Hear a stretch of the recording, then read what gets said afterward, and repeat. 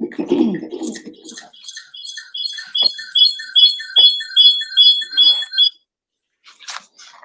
have that. How did you?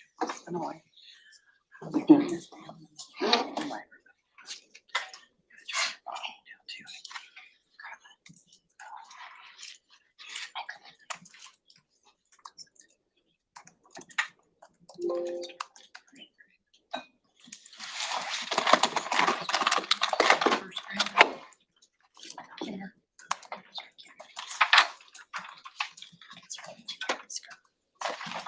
Is Regent Bruce on?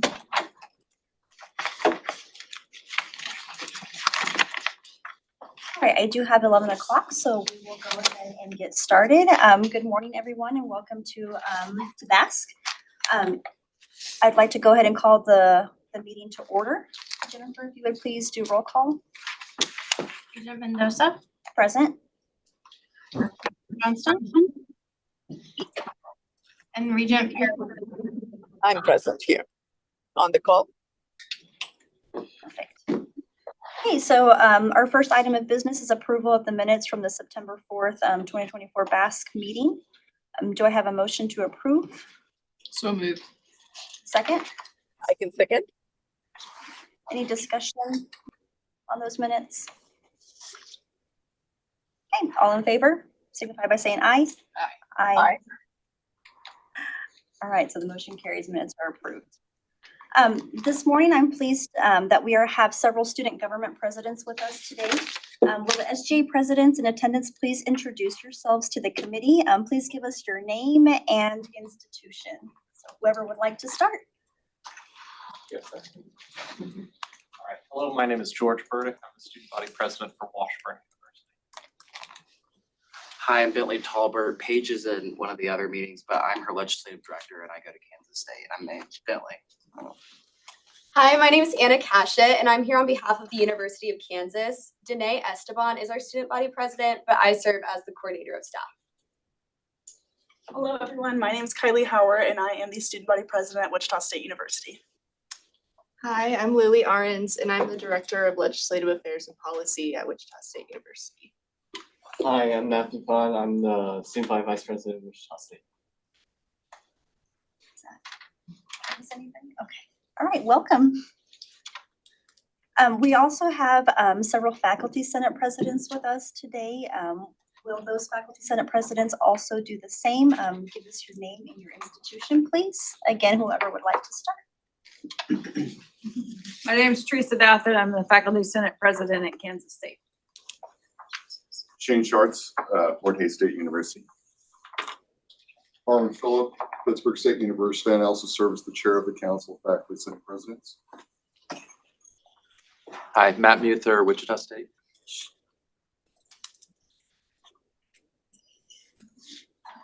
Thank you, welcome. Thank you for being here. We are going to move on to other matters as we don't have any items for consent or discussion today. So we will start with discussing the new program review process that we started last year. So in June 2023, the board revised its process for academic program review. Vice President for Academic Affairs, Dr. Rusty Mulholland, will lead us in a discussion on the new process and those procedures. Dr. Mulholland? Thank you, Regent Mendoza. As Regent Mendoza mentioned, the board approved revisions to its academic program review process last year in June of 23. This past year, we did a review of academic programs that I think is best characterized as a strategic alignment effort. That review, if you could click to the next slide, please. Looked at a number of specific metrics that had minima thresholds that programs were expected to meet around number of majors, number of graduates, the talent pipeline, that is how many graduates are employed in the region 1 year post-graduation, and the student return on investment. The outcome, that review resulted in 26 programs being placed on action plans, including 5 that have provisos attached to them with some additional expectations. 3 programs were merged with other programs, and 2 programs are being phased out. This year's academic program review will build on those metrics, but is not a comprehensive strategic alignment initiative. This year, both KU and K-State will review all of their academic programs. The other 4 universities will go through a similar review in AY 26 and AY 27. The expectations and deliverables for this. The board, in laying out this new process, makes it very, very obvious that they want clearly defined policies and procedures for academic program review.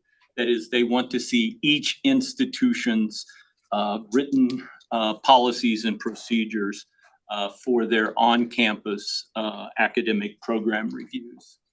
That should include an analysis and assessment that at a minimum addresses the following. Go ahead, Jennifer, just bring them all up if you will. The market demand for the program, student demand, student accessibility and return on investment, the centrality of the program to the institution's mission and role, the quality of the program as assessed by its curriculum and impact on students, the service the program provides to the academic discipline, the institution and beyond, and the program's cost effectiveness. Next slide, please. So as in the strategic alignment process, programs not meeting these minimum criteria should be identified in the internal review that each campus conducts. I think one thing that is slightly different from the previous review, last year's review, is that this year we're looking at all programs, including those at the baccalaureate, master's, and doctoral level. So for bachelor's degree, there's an expectation that the 4-year average of majors will be 25 or more. For master's programs, that 4-year average should be 20 or more. And for doctoral programs, the 4-year average should be 5 or more. The criteria for the number of graduates for baccalaureate programs, 10 or more, master's programs, 5 or more, and doctoral programs, 2 or more. The talent pipeline, and this is looking only at baccalaureate degrees, this remains unchanged, that 51% or more graduates are employed in the region with 1 year. Again, this is a 4-year average. And the region includes the state of Kansas and also the Kansas City metropolitan area, correct? I think it's Kansas and Missouri. Kansas and Missouri, the entire state. So, and then finally, the student return on investment for baccalaureate degrees. And that looks at 5 years post-graduation, the median salary is at 280% or more of the 2023 federal poverty level. And I think that's just a shade over $40,000 for this review. The documentation is, I think, relatively simple. The regents would like to see the institution's academic program review policies and procedures, and that it addresses the information in a narrative that addresses those details in an academic program review guidance sheet that we have shared with the institutions. There is additional information that should be considered as part of this review, and it is aligned with KBOR's strategic plan. You can see this graphic, and I apologize, you probably can't see the font very well, but this just gives you a visual representation of how the pillars in the strategic plan and how these metrics, this additional information, play into that. Jennifer, if you would go to the next slide, please. So first, it's we look at families and affordability. And we want to know the percentage of full-time majors enrolled in at least 30 hours per year or who have graduated. This gets at on-time completion.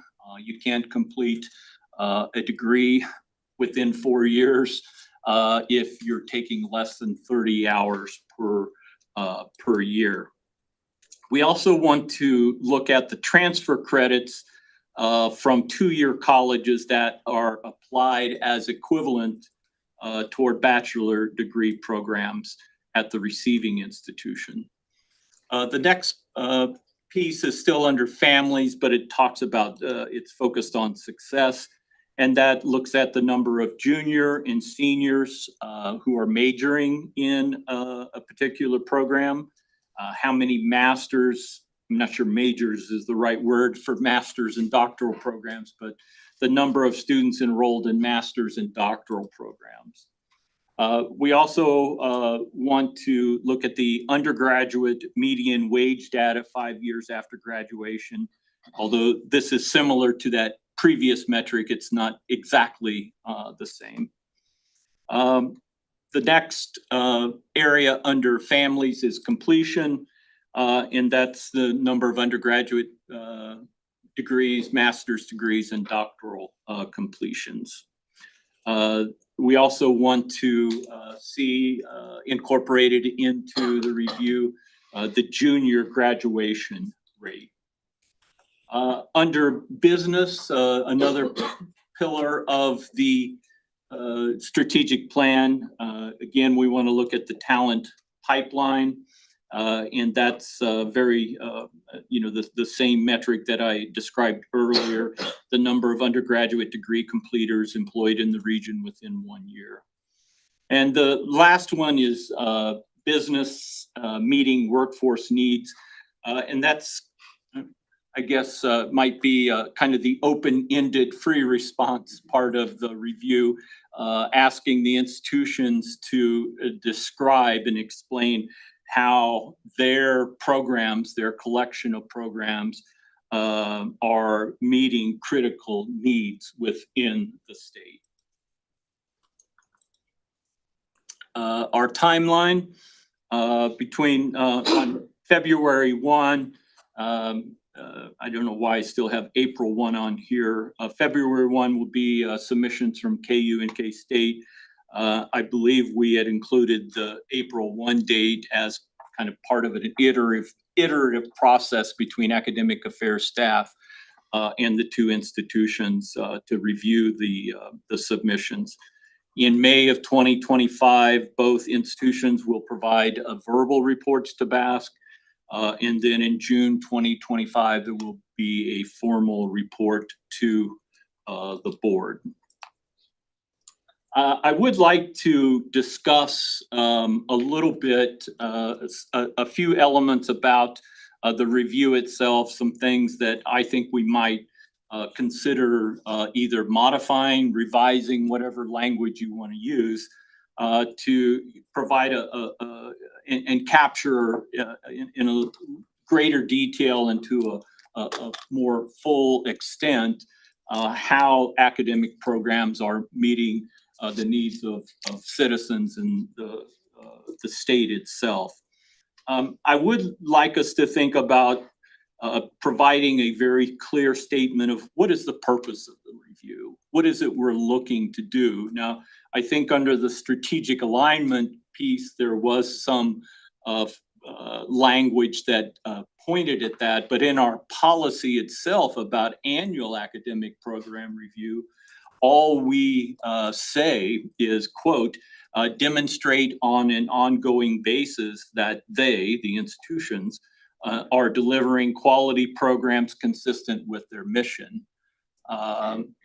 If that's the the entire point of the review, then that's fine. But that I think there may be additional purposes, additional objectives behind doing this. So I would like us to perhaps think about providing some clarity around what are our expectations for this review. There are a few things I'd like to toss out for consideration and a discussion. Could we perhaps could we remove the minima, the thresholds to those purely interdisciplinary programs that do not have a department? So that doesn't have an administrative structure associated with it, but really is just drawing from courses that already exist, departments that already exist. Could we just exempt those programs from the review anyway? To me, if cost savings is part of the review, removing those programs will not result in any cost savings. And I don't know what others think, but I was struck when the number of students, the minimum for the number of students enrolled in master's programs at 20.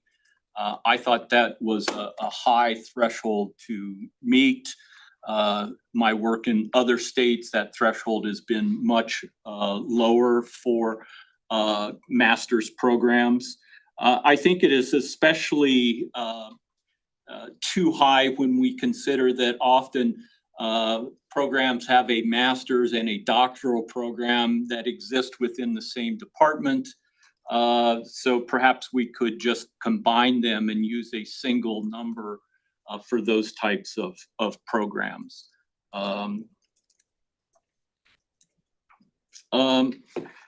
I don't know if there's any interest in doing this, but it strikes me that we are applying the same thresholds to all 6 of our campuses, despite their differences in size and mission.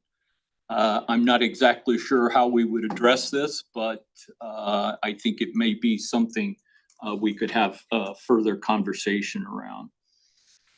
I would also encourage us to consider including in the talent pipeline metric those students that are enrolled in graduate study 1 year after completing their bachelor's degree.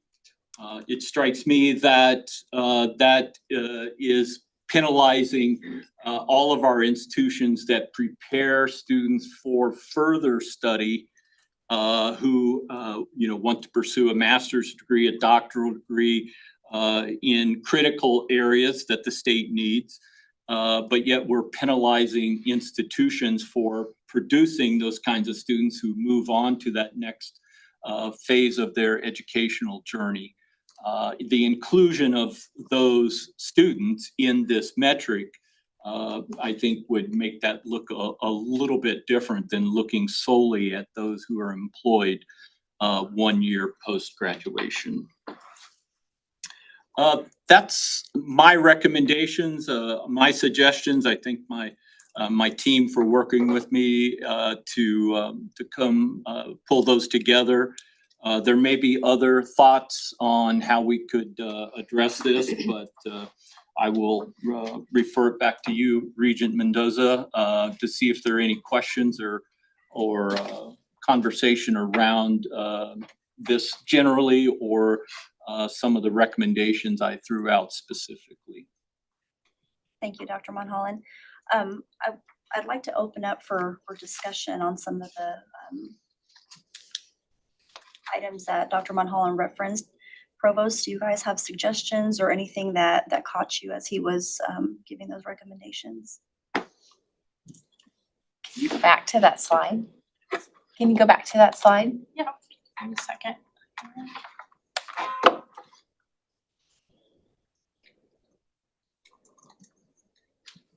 Has master's always been 20? master's degree, always 20. 20 program. I don't know if I've ever had a number for it. Couldn't remember.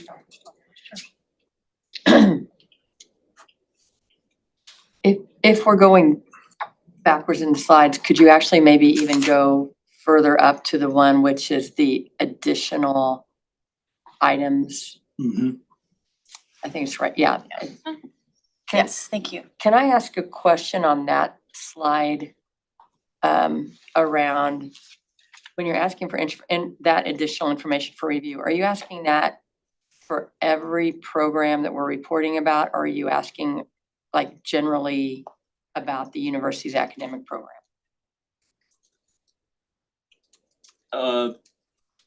As I understand Provost Bicklemeyer, the way the you wouldn't have created it this way, I don't think. The way the regions developed this is that these are some additional data points for consideration in the review itself. So as I interpret that, that means for all academic programs.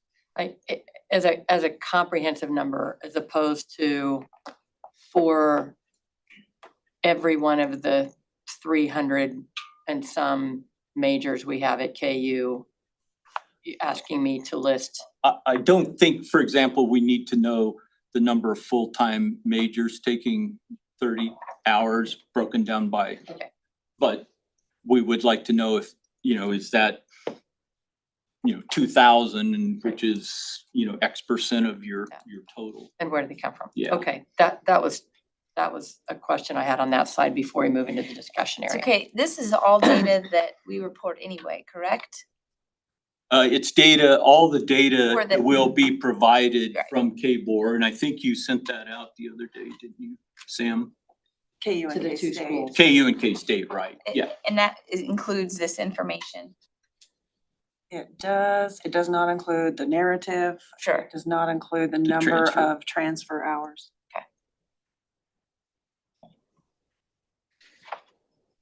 Jill, you have the advantage of watching from the sidelines for 2 years while Jesse and Barb, and then, Shirley's not gonna mess with it, so. Is this why, Shirley? No.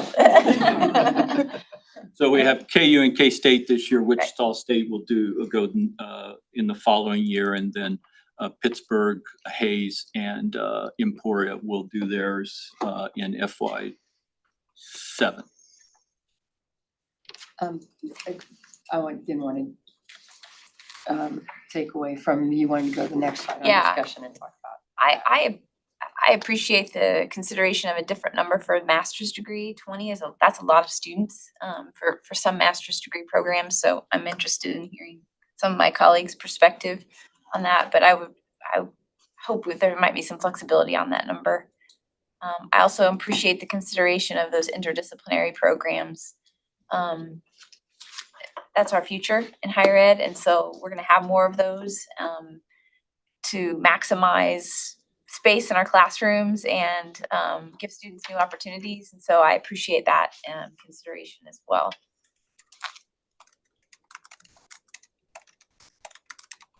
I think my comments on the questions for discussion, I think I would echo Jill's, and I appreciate Rusty thinking about what is the relationship of master's program to doctoral program. And because some master's programs are truly career advancement, workforce development programs, some master's programs are feeders. So maybe we just describe that. What is that program and what is the function that it serves? And then tie that to numbers, because I do think for consideration, if you're looking at 20 students, then the master's doctorate, then let's talk about 20 students enrolled in graduate programs in that discipline and the feeder purpose, or think about something more. I think generally, I don't know about you guys, but we think about 12 to 15 as being a healthy master's enrollment beyond that. So that would be one thing I really appreciate also in this mix that you're thinking about in students who are enrolled in graduate study 1 year after graduation, the talent pipeline, particularly important. One other thing that we talked about as we were getting ready that I don't see listed up there that I think KU has asked for some consideration on is when we have 50% of our students coming from out of state and you're thinking about where they go afterwards and they're taking on jobs in even Kansas and Missouri. We are a net importer of 30% of those 50% of students who are from out of state. So that's a significant contribution to the state of Kansas in terms of workforce development, but that doesn't hit that threshold. So how do we consider the number of students who stay in state is some kind of metric that's proportional to what's the number of students who are in-state students in the first place. So I don't know that we really actually figured out how to best address that, but we certainly talked about how do you think about that? And I don't think we came up with a good answer. And I'm kind of expecting we'll look at the data and that'll be part of our discussion as we move forward. Chair Mendoza, thank you. I appreciate your comments. I just had a couple of questions. You said 12 to 15 was probably more appropriate, which sounds more appropriate to me when we're talking about those in graduate programs. And that would include the master's and the doctorate. And Rusty, is that what you would be? You said that you had experience with lower numbers. What would those? I believe when I was in Missouri, it was 10 for a master's program. It didn't work as closely with academic affairs in South Carolina, but I think it was a similar number, maybe 12.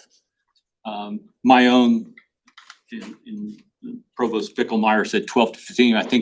I don't think we can say 12 to 15. I would just choose 12 if it was, if I was forced to give a recommendation. I think the other thing, these are arbitrary numbers.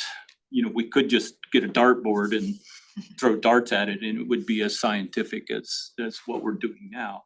But I think that is a place to start to look at, program viability, is it providing the kind of rigor and the kind of engagement that we would expect, from an academic program, especially a graduate program. So that would be what I would suggest is maybe moving it to 12. Is that in policy? No. That's set just by the guidelines. Yeah. I also, I agree with what you're saying when you're looking at hard numbers. For instance, when you're talking about out-of-state students, I'm hopeful that in the narrative, that will be a way to explain a lot of these things where, you don't have to always, like you said, just hit this really hard number.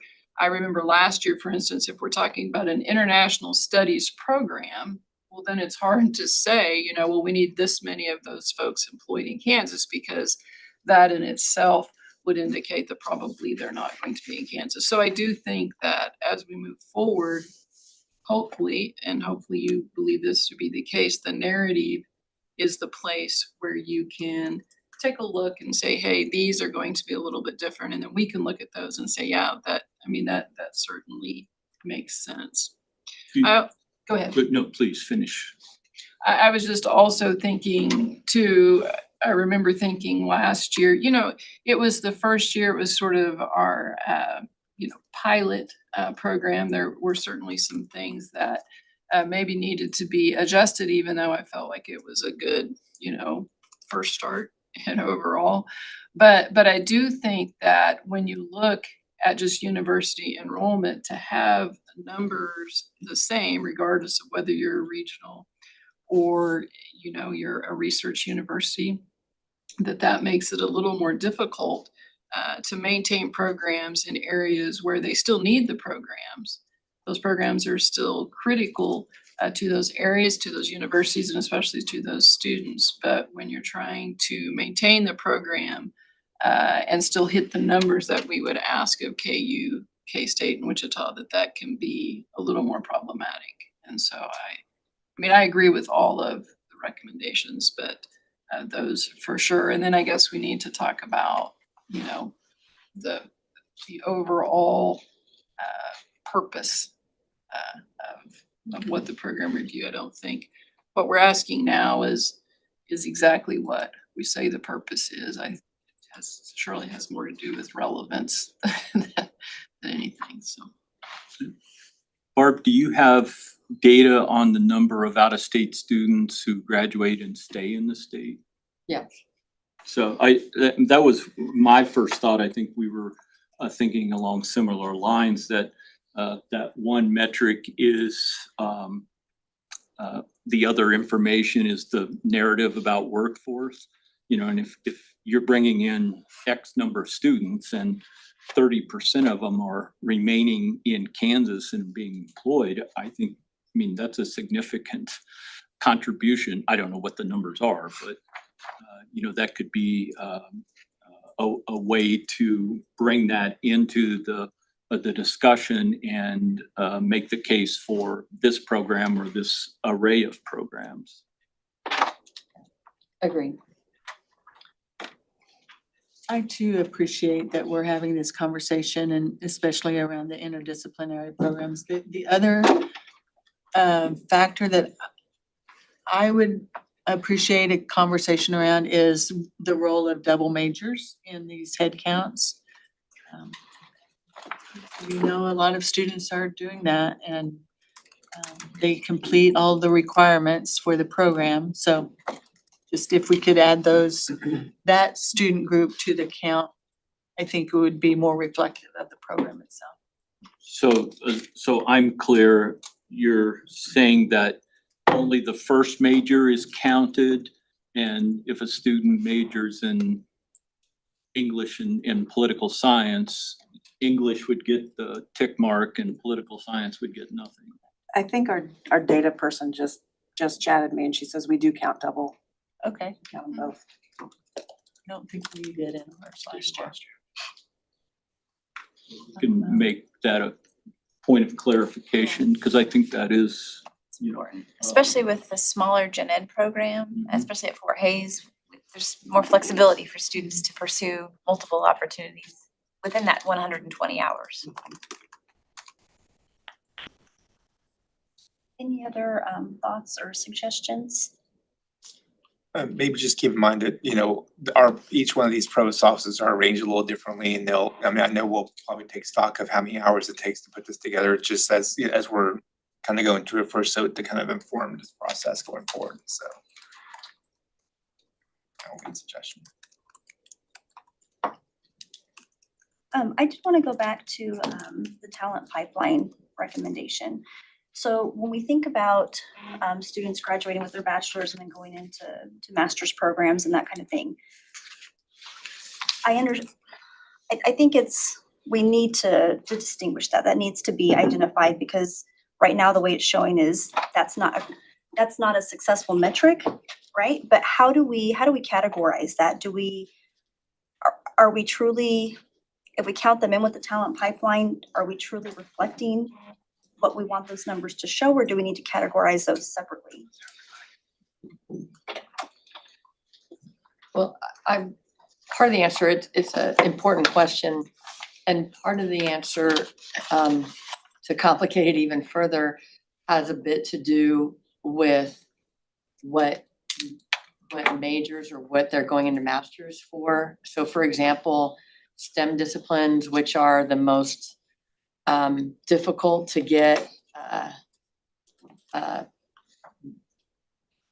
the number of students you need and diversity of demographic, and feed the best jobs in terms of workforce development.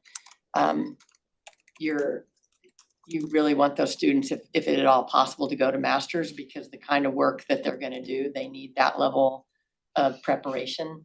So I don't know how to say this exactly, but a master's in some majors isn't the same kind of talent pipeline as a master's in other majors. And then there's also the aspect of the talent pipeline is there are some programs where businesses in the Kansas City region are actively encouraging people who come in at entry-level positions to be pursuing master's degrees so that they have career advancement. Happens a lot at Garmin and at Cerner and other places like that. So I don't know exactly how to best answer the question in a way that is comprehensive or cross-cutting, because it really sort of depends on the industry sector and the kind of job in terms of how the master's is used in that regard. And again, we could just describe that a little bit, kind of in the overarching way as we do the program review, but it's hard to capture the complexity. Well, and I just want to make sure that we're celebrating all of those successes and those things are shining through in the data that you're providing. But I also don't want to muddy the water and have you guys, having to include multiple different data points where that adds more work in the process. So I might just think through some of those things moving forward. Is it too simplistic to just have students who enroll in a graduate program 1 year post-graduation, regardless of the program itself? It's a good start. I mean, part of the talent pipeline, right? If we need more physicians, we need more nurses with graduate program or graduate degrees, but we're not going to see that talent pipeline 1 year out, or even 5 years out, right? It'll take a while to catch up. So, if it's not unlike, recognizing the success of community colleges that successfully help students transfer from a 2-year to a 4-year institution. We should recognize the success of a university that helps a student graduate and then pursue graduate study. Even in law school. Sorry, Susan. Okay. I was actually going to voice a level of support for perhaps in some way noting that nuance, because I similarly see it, as Rusty explained, as a talent pipeline. We're keenly aware of health-related needs in Southeast Kansas, and we feel it's part of our responsibility to developing that pipeline for our pre-med students. And we're looking with our KSU friends and KU friends to ensure our students are able to continue on to get their degrees for further study. But we see it as a talent pipeline because those students are going to come back to the Southeast in all likelihood and serve in our hospitals in the region. That's our goal anyways. Thank you. Are there any other thoughts on that? Okay, so going back to, you had mentioned the interdisciplinary programs and looking at those differently, and I know you guys had some thoughts on that. I just kind of, Provost Arnsdorf, you kind of noted some pros about maximizing classroom space and additional opportunities for students. Are there any other pros or thoughts that we should consider when thinking about that?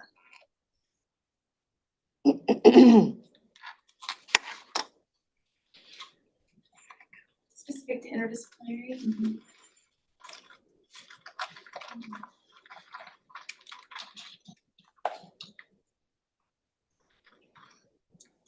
I'm going to say something related to that. And again, I'm just going to say it in a contextual aspect, and I really don't know how to easily quantify it. While there's a lot of rhetoric out there nationally about the lack of value of traditional liberal arts and sciences degrees, particularly humanities, social sciences, I think the deal you picked on. A lot of the double majors that we see at KU happen to be people who are looking at a liberal arts program and a professional program like business or like education or like journalism, because one of the things that we emphasize with liberal arts programs are there are ways of knowing that are inherent in those programs. So for example, historical and archival analysis is really, those are important skill sets that benefit people for the rest of their lives, or communications being a way to understand how to speak and listen and empathize and all those things. So we see students who find value in those ways of knowing and learning and thinking that complement professional program that they might want to go into and say, yeah, that's how I'm gonna earn a living. So it may be that there's some value in thinking about the breakdown of interdisciplinary majors between what kind of majors they're mixing and matching. And I think in some ways that might elevate how students choose and recognize the value of liberal arts particularly. So I don't quite best know how to quantify it. And again, maybe it's a story that we tell. But I do think it's interesting to see how, when you talk to students, why they match up, what they match up in their interdisciplinary decisions that they make. Thank you. Because again, we emphasize some things. I guess I'd like to know if you guys have the same experience. We emphasize interdisciplinary opportunities, but more important, when students choose double majors, it's really telling that that's a decision they make based on their own seeing and value of the programming we offer. And that's not something we have great control over. So there's an interdisciplinary aspect and there's a double major aspect, and those tie together in some ways. Regent Mendoza, if I could just say one thing and maybe clarify what we're talking about.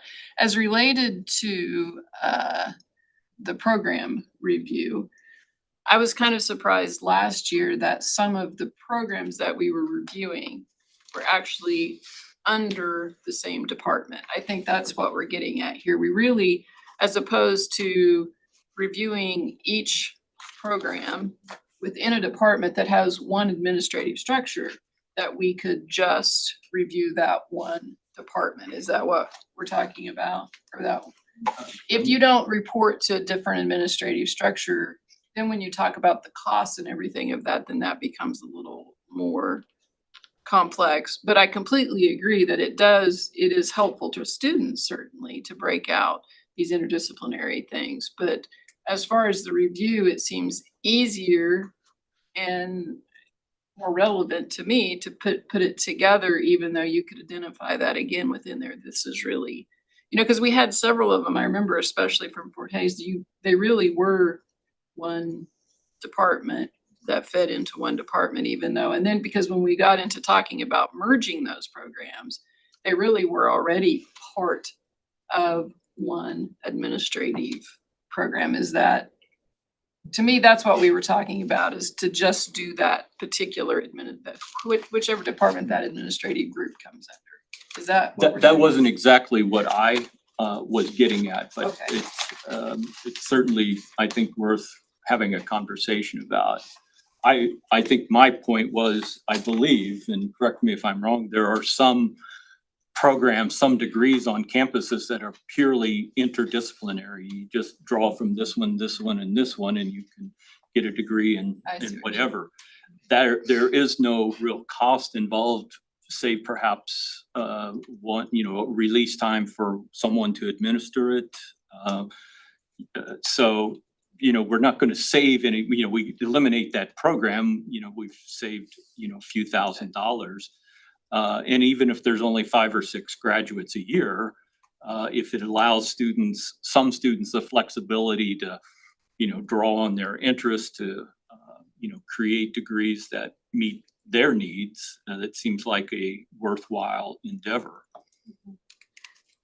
Would it help if I went through an example of a specific program that I've been here 12 weeks and I'm wrestling to understand? Help me. Okay, good. So we have a women's and health studies that does have approximately 20 students progressing through to get that, but it's a minor. And it's interdisciplinary in that those 20 students can come from anywhere across campus. Generally, they're nursing, but they're also pulling from our sociology department to populate some of those courses, from our biology department to populate some of those courses. So this studies program is made up of courses from across our campus to support those students who are working in pursuing a healthcare and health related field, but specifically want to make sure they have that deep awareness about women and health studies issues. So I'm separating that when I take a look at it for how faculty are used to fulfill those responsibilities and how students are served. And I'm similarly asking those same questions when I compare that program to another one that maybe hasn't had the same history of pulling a number of students into it, but on the books has a name, but there haven't been many students going into that program. So that's kind of how I'm doing it and when I assess for efficiency and are we using our faculty the best of their ability and fully, realizing their talents for our students' academic goals and needs. I think we just wanna make sure that we're aligning with Yeah. what works for you guys, because as opposed to breaking them all out separately, if you're aligning them like that, then I feel like that's how we should look at them as well. I think it begs the question then, kind of the main question here on this discussion is what's the purpose then of the review? And that's not for us to decide. I don't think, I mean, we can have input, but if it's efficiencies, it's probably more in line with evaluating the kinds of things you're talking about, Regent Johnston. If it's more on relevance and quality of program and alignment with mission, that's a different type of review. At Fort Hays, at least, we're really looking at program review on our campus as an opportunity for maintaining quality, creating new innovation. And that's a culture shift for us as well in terms of how we consider program review. So we want to be in alignment with KBOR on program review. We want to make sure that we're in alignment with KBOR's understanding and mission of program review. I'll stop there. And that seems to be still a little unclear. I do think that efficiency leads into relevance. I mean, because obviously you have to be somewhat efficient because then that leads to affordability. Sure. And obviously affordability is a huge issue in terms of students, or do quality obviously play a role in that? Yes, for sure.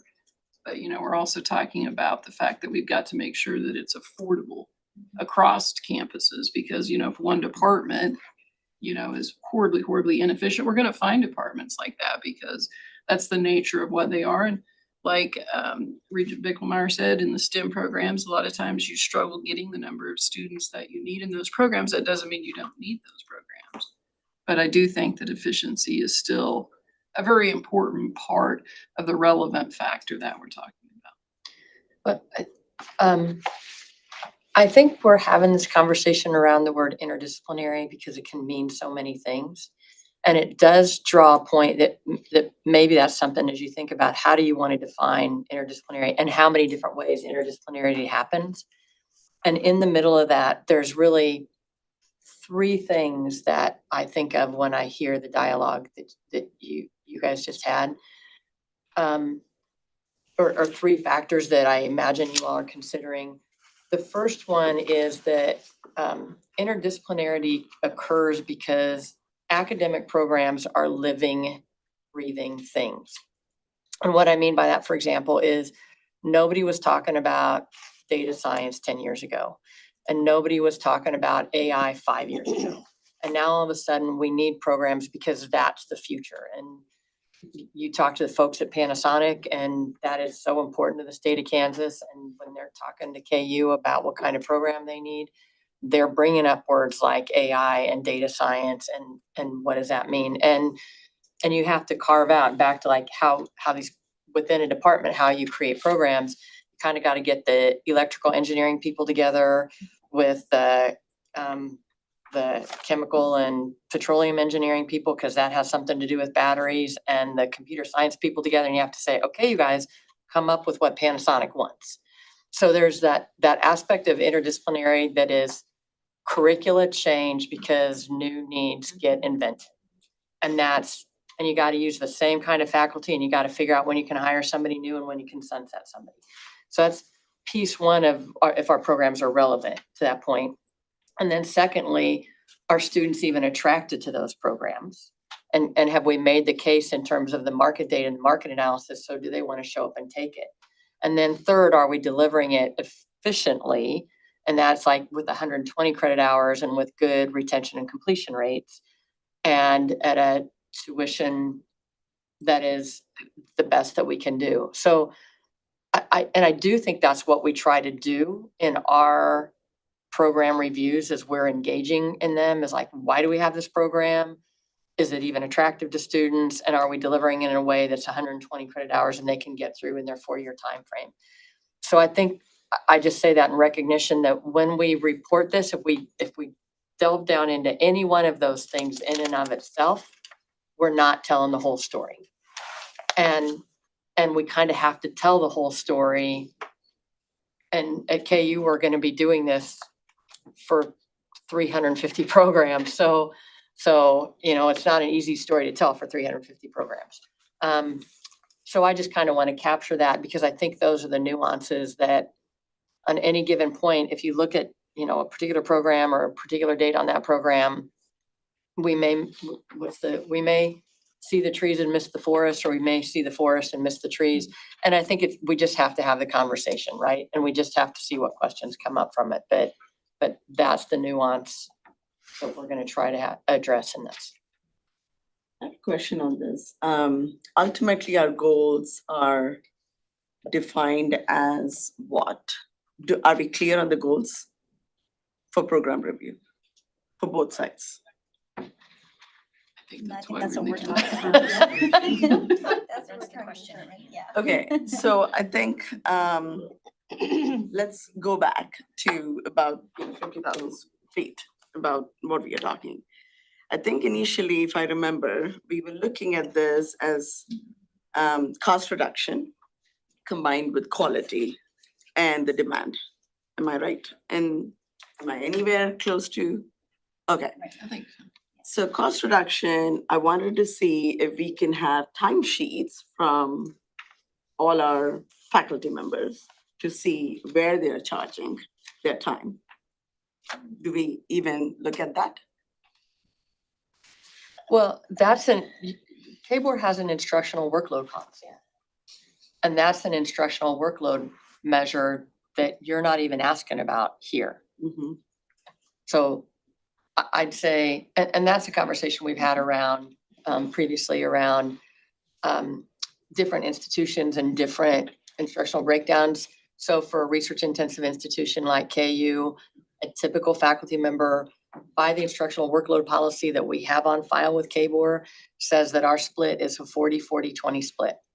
A faculty member who comes to KU or K-State has 40% of their time is in instruction, 40% of their time is in research, and 20% of their time is in disciplinary or academic service.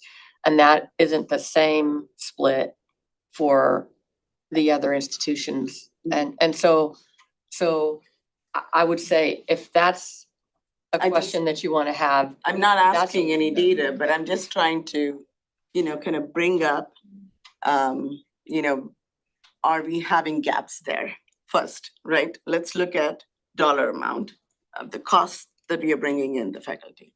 And then the next one is quality of our students,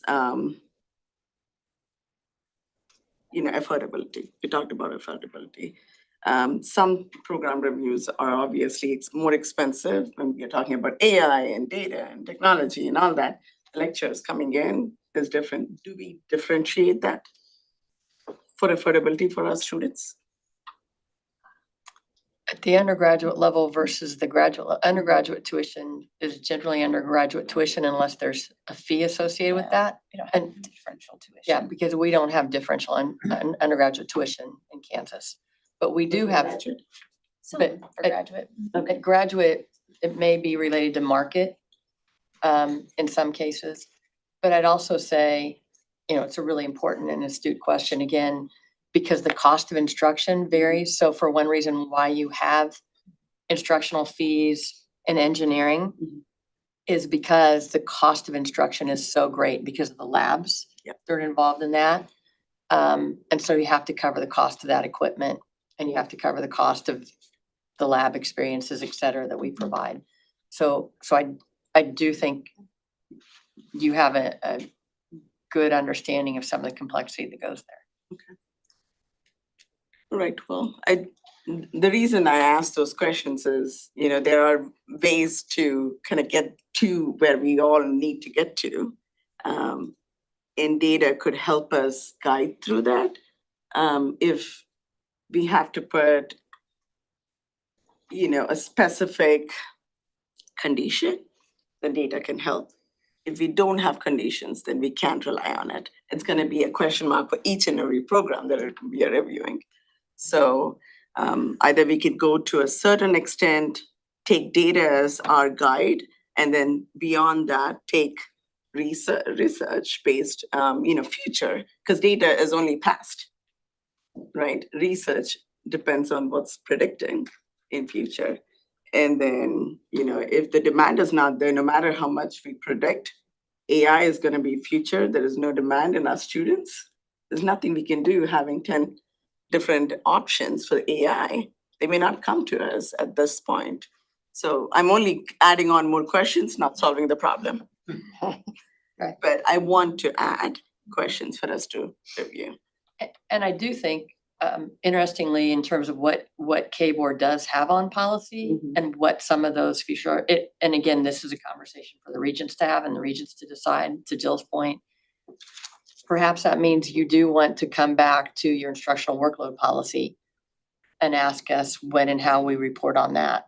Or perhaps you do want to do a relatively, a periodic review that looks at what programs have what instructional fees associated with them and why. And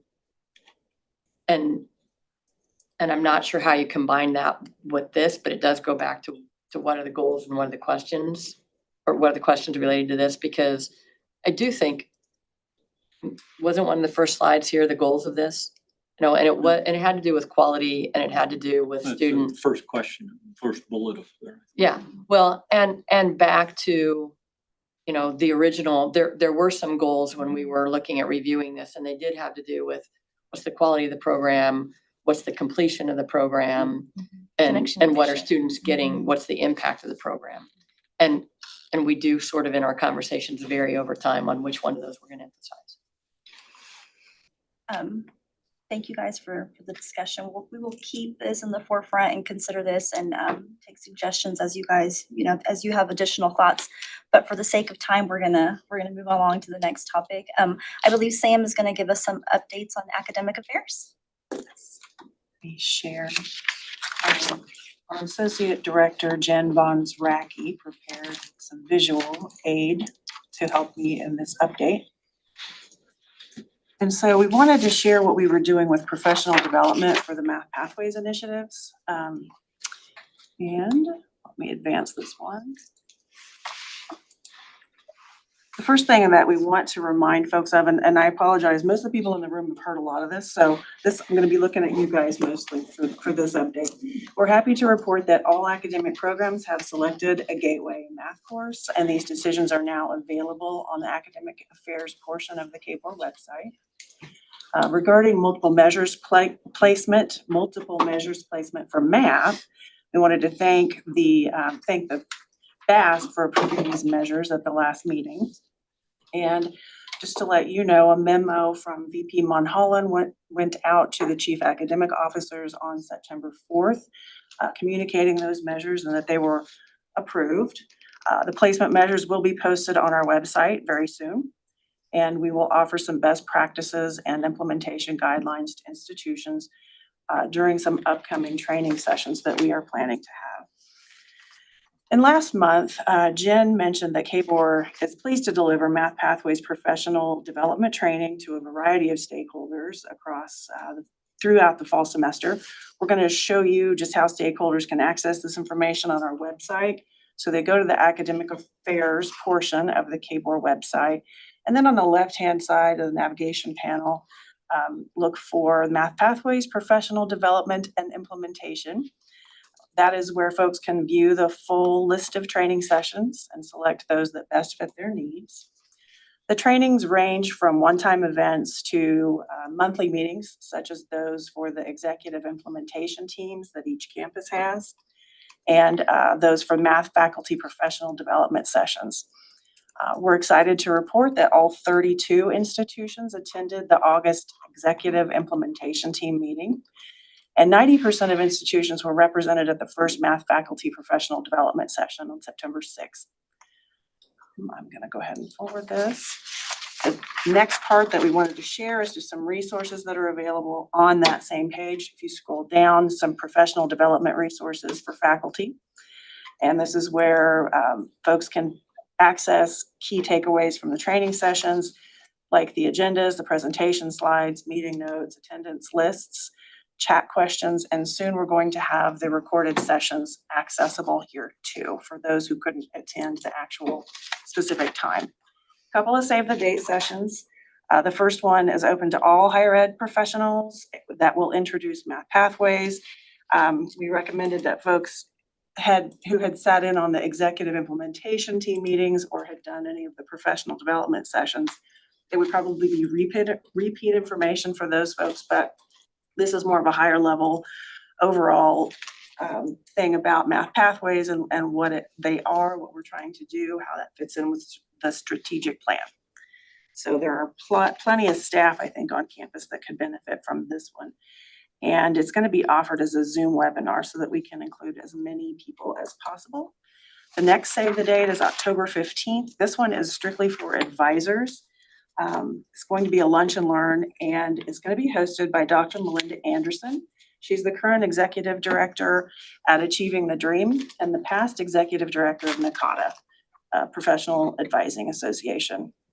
The session is going to provide advisors with some insights on how to best support students through this transitionary period. That concludes my update on professional development.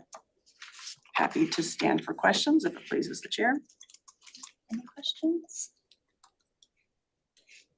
Thank you, Sam. And going back to the agenda, I strayed from my notes and I realized I jumped over the first 15 discussion. So Dr. Monholland, you may have noticed that at the retreat, we talked about one of the goals being centered around that first 15 for students. So that is on the board agenda for today or tomorrow to discuss that. So I know that myself and other regions, we are trying to explore ways to offer the first 15 to students in an affordable way. So Dr. Monholland, do you have some information? Yeah, I can go through this briefly. We have a first 15 for career and technical education. And I think what you're talking about is kind of a first 15 transfer pathway so that students who are intending to transfer to a four-year institution can knock out, say, five courses within the general education buckets we have. You're all probably aware that I believe the regions have made overtures to the, it's not a general assembly here, the legislature to fund this so that it's at no cost to the students, but we've been unsuccessful in securing that funding. So it's kind of fallen to us, I think, if we want to make this happen, this is probably, that doesn't seem like it's going to be readily available. So we'll have to take different approaches to it. And so we've got to look towards our policies, structures, we kind of use our imaginations on how we might be able to pull this all together so that we can deliver to students, a first 15 transfer option that doesn't cost them anything. So I think we'll have to, as part of this work, we'll probably have to talk about costs. As many of you are probably aware, there's huge swings in costs among the institutions that offer early college programs in the state. And it varies within the institution itself, depending on if it's a resident, non-resident within the county and so forth. Service areas, I think, is something that has to be discussed. I'm not sure how that conversation will unfold, but I think that's part of the solution as well. And perhaps maybe the first step in this process is just advocacy. We need to define what would the first 15 look like? Start creating a framework for it. I think I think we could probably go about this several ways, but I've suggested maybe one way to do it is simply use our general education bucket framework we currently have, which consists of 6 buckets, and simply require students to, the option of taking courses in English and communication and mathematics, natural and physical sciences, drawing courses from those specific buckets. With our implementation of the system-wide general education curriculum, that should provide students with confidence that if they take these courses, they know they're going to transfer as equivalent to the universities, and they're going to fulfill part of the statewide system-wide general education requirement. So I know this is a priority for you, Regent Mendoza, and others. That could be a first step. Perhaps what we need to do is, create some kind of working group or some kind of structure that we can begin to, receive input on where some of the pinch points are, where are some areas that we might be able to modify or adjust so that we can start to open this up to more students and address the cost issue as well. I know that in talking to academic affairs staff, I know that the first 15 has kind of been something that's been out there for a long time. How do we make this more accessible, more affordable to our students? But this is one, granted, that it goes through the agenda today or tomorrow and it's approved. This is one that I really want to focus on and make sure that we find a way to make this happen for students. Coming from the community that I'm in, students, there's limited access. Our school district is 80% economically disadvantaged, so those students don't always, not only is it not physically accessible all the time, but it's not affordable and either. So I think we could tap into a whole nother population of students if we can make this happen. So any questions or thoughts on that? I have a question. Is this similar to students taking AP classes and getting college level recognition? Do we do that? We do that. Advanced placement, concurrent enrollment, dual enrollment kind of fits under the umbrella of early college. I think we characterize AP, for example, as credit for prior learning. Okay.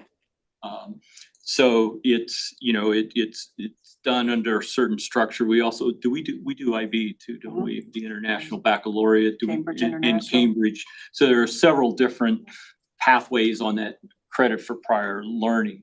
This is slightly different in that this is instruction that takes place either in the high school or at the campus where the college or the high school student is being instructed by, in one instance, by high school, qualified high school teacher, Or they at can the- take an additional Yes, course. yes. Like last time we had, when we were in Wichita, I guess, we were taken to a separate location. Well, Is it's it either concurrent or dual concurrent? enrollment, Okay. so it's counting for high school and college credit in most cases, but not always in some of them. Tomatoes. I mean, Got it. Thank you. Any other thoughts, questions? I was going back and forth through several documents here and I want to make sure we didn't miss anything. Sam, did you get all of your updates? I did. Okay. Thanks. All right. if it would please the committee, I could huddle with my staff. We could try to come up with an approach, a plan, and share it with you at our next meeting, and then proceed from there and see if we can get some traction and move forward on this. Absolutely, that'd be wonderful. Sam, can you have that to me by Monday? I'm on vacation. I'm like Dr. Mulholland. Okay, so as a reminder, there will be no BASC or KBOR meeting in October as we have a campus visit. So our next meeting will be virtually on November 6th. And our next face-to-face meeting will be November 20th, which will be hosted at Kansas State University. So if there is no other business to come before the committee, do I have a motion to adjourn? So moved. Second? Second. All in favor? Aye. Adjourn. Thank you. Thank you. Thank you. Number is best of breed. No. I love your mess. I'm like a little kid, so let it be. I was looking at this, and I was I think I have a.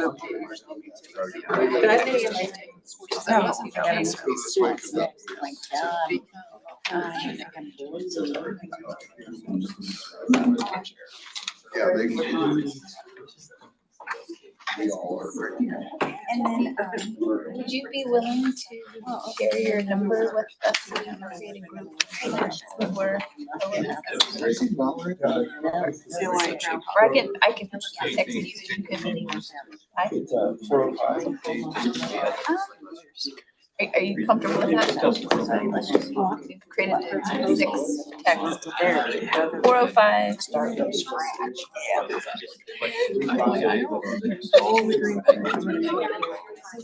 don't know where I parked. I mean, I do know, but it is not letting me park more than. And now I have to figure out what to Steal your spot. Oh, because it's. And I mean, driving and I was watching. And then it said, what's you? Like, just because I don't remember, I'm like, oh shit.